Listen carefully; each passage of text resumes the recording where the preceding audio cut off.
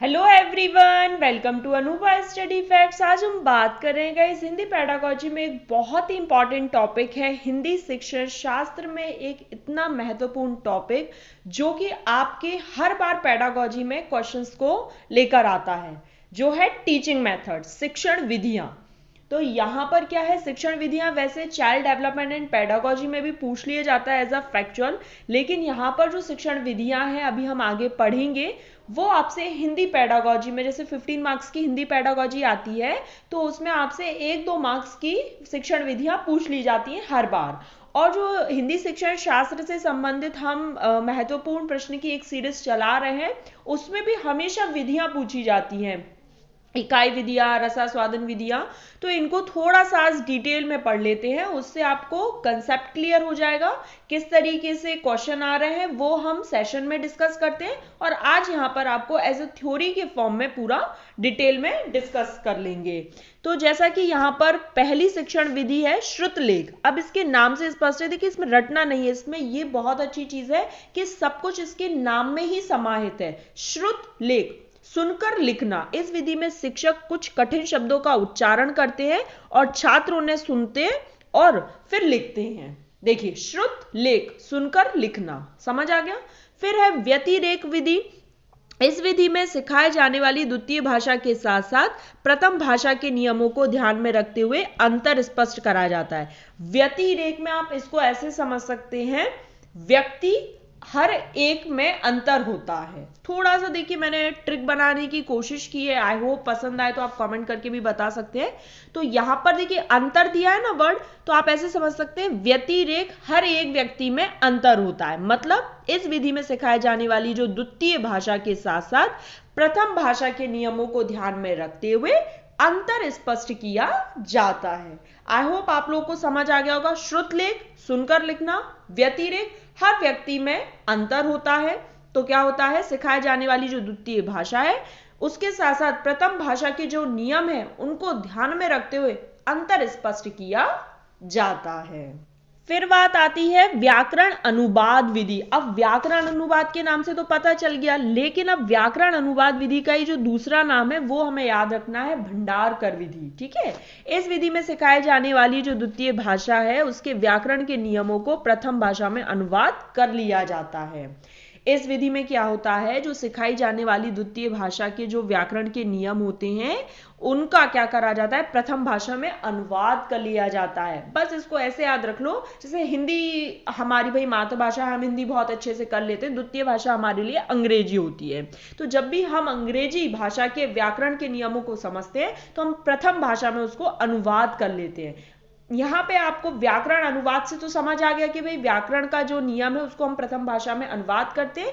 इसमें जो main important point है वो ये भंडारकर विधि, ये आपको थोड़ा सा याद रखना पड़ेगा। तो प्रैक्टिस से आ जाएगा, 1-2 बार आप ये सेशन लगातार में देख लीजिएगा और फिर आप लोगों को खुद से क्वेश्चंस करने आ जाएंगे। और सीडीपी फुल कोर्स में मैंने एक टीचिंग मेथड के नाम से एक बहुत पहले एक सेशन अपलोड किया था, तो उसको भी आप देख सकते हैं, उसमें आपको थोड़ी सी हेल्प मिल जाएगी क्योंकि वहां से भी क्वेश्चन आ जाते हैं।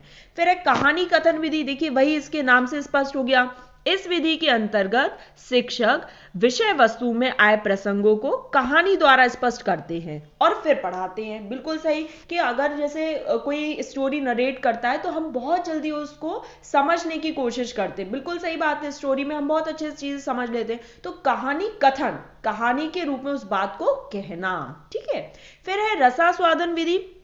रसास्वादन से हम ऐसे समझ सकते हैं, जैसे हिंदी में रस होते हैं ना, तो रस किस लिए होते हैं, जैसे कोई भय वाला है या कोई श्रृंगार रस है, कोई वात्सल्य, तो मतलब यहाँ पर उचित गति हो, यति हो, लय हो, उसके साथ हम रस के साथ वाचन कर रहे हो, उसमें निहित जो रस है उसकी अनुभूति छात्र को करवाते हैं। जैसे जहां पर भय हो तो वहां पर उस तरीके से लय अपनी बदल दी जाए, जहां पर श्रृंगार रस हो वहां पर उसकी लय गति वैसी बदल दी जाए, जहां पर वात्सल्य माँ बेटे का प्रेम हो उसको वैसे चेंज कर दिया जाए। तो रसास्वादन, इसका नाम से ही समझ सकते हैं, रस हो जिसमें, तो जिसमें रस की अनुभूति हो छात्रों को, वो रसास्वादन विधि। आई होप आप लोगों को मैं कोशिश कर रही हूँ बहुत अच्छे से समझाने की, समझ में आ रहा हो तो प्लीज एक बार कमेंट कर कर बताना, क्योंकि आप लोग के कमेंट से समझ में आ जाता है कि आप लोग कितना इंटरेक्ट कर रहे हैं। हर्बर्ट विधि, हर्बर्ट स्पेंसर ने चूंकि इसका नाम दिया तो इसका नाम हर्बर्ट विधि हो गया, ठीक है। हर्बर्ट स्पेंसर ने शिक्षण को प्रभावी बनाने के लिए पाठ योजना के 5 पद दिए हैं। अब जो 5 पद है उनको हम एक्सप्लेन करते हैं। सबसे पहले 5 पद आपको याद रखने हैं और इसको पंचपदी के नाम से जाना जाता है।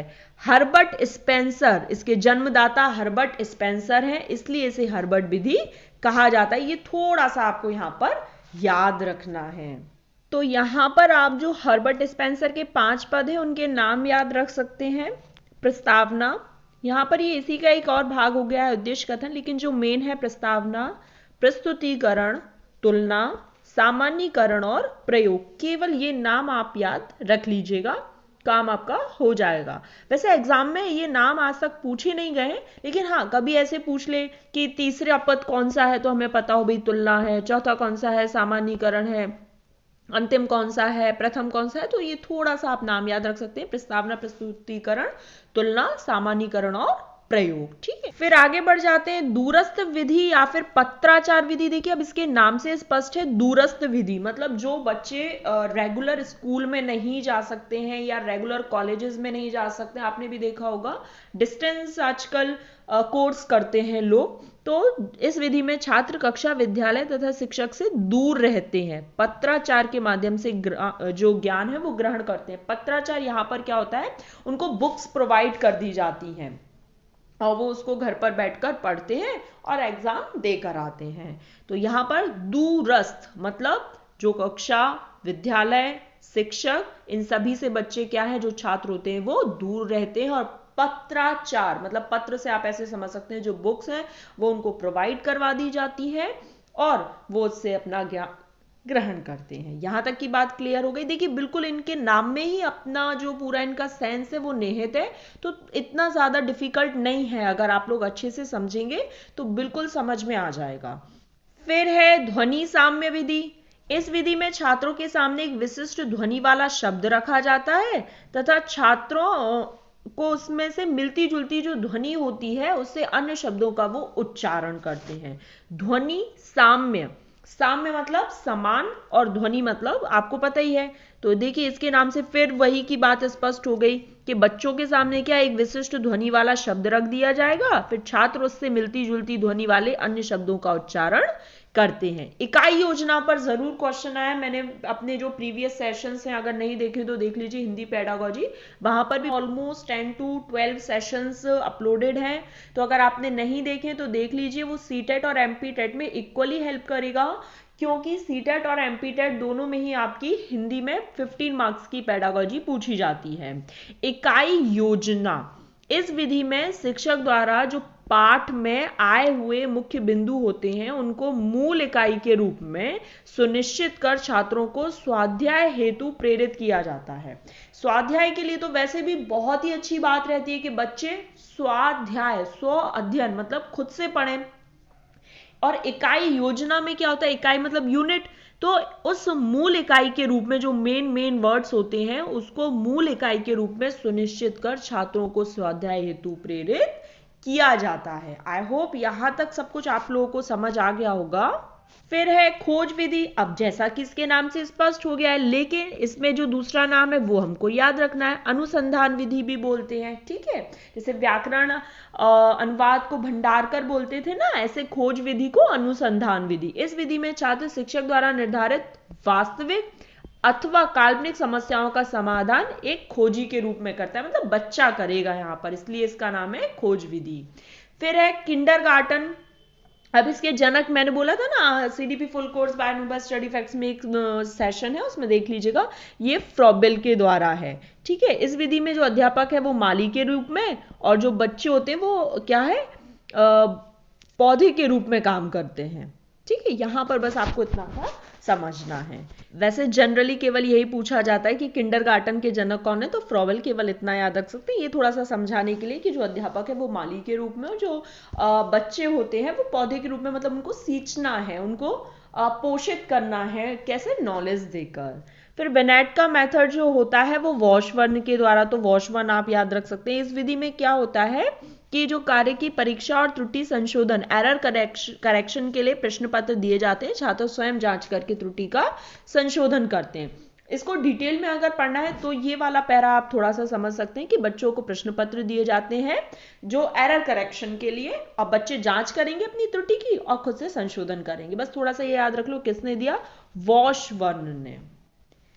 फिर है मॉन्टेसरी के जनक कौन है, तो भाई मारिया मॉन्टेसरी खुद ही है। इन्होंने क्या 3 से 6 वर्ष तक के बालकों के लिए स्वयं करके सीखने, मतलब लर्निंग बाय डूइंग पर बहुत ज़्यादा जोर दिया। लर्निंग बाय डूइंग पर और किसने जोर दिया, तो प्रोग्रेसिव एजुकेशन के जनक जॉन डुई ने। तो ये सब थोड़ा सा आपको पता होना चाहिए। देखिए अगर आप जुड़े हैं, लगातार सेशंस देख रहे हैं, तो ये कंसेप्ट कहीं ना कहीं मैं एक बार डिस्कस कर चुकी हूँ, तो अगर आप लोग देख रहे हैं तो बहुत अच्छे से समझ आ जाएगा।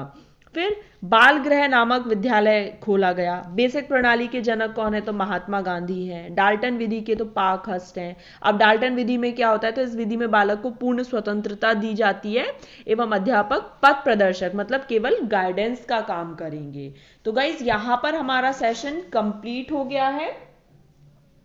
आई होप आपको सेशन पसंद आया तो लाइक शेयर सब्सक्राइब कर सकते हैं। बेल आइकन जरूर प्रेस कर लेना ताकि जब भी न्यू वीडियो अपलोड हो तो उसका नोटिफिकेशन आप लोग को मिलता रहे, क्योंकि नोटिफिकेशन का हो रहता है। वैसे सुबह 6 बजे आप देखेंगे तो जो वीडियो है वो लाइव हो जाती है, वहां पर आप लाइव चैट भी कर सकते हैं और उस दौरान मैं आपके हर क्वेश्चन का आंसर दे सकती हूँ। चलिए नेक्स्ट सेशन में मिलेंगे। Thanks for watching this video.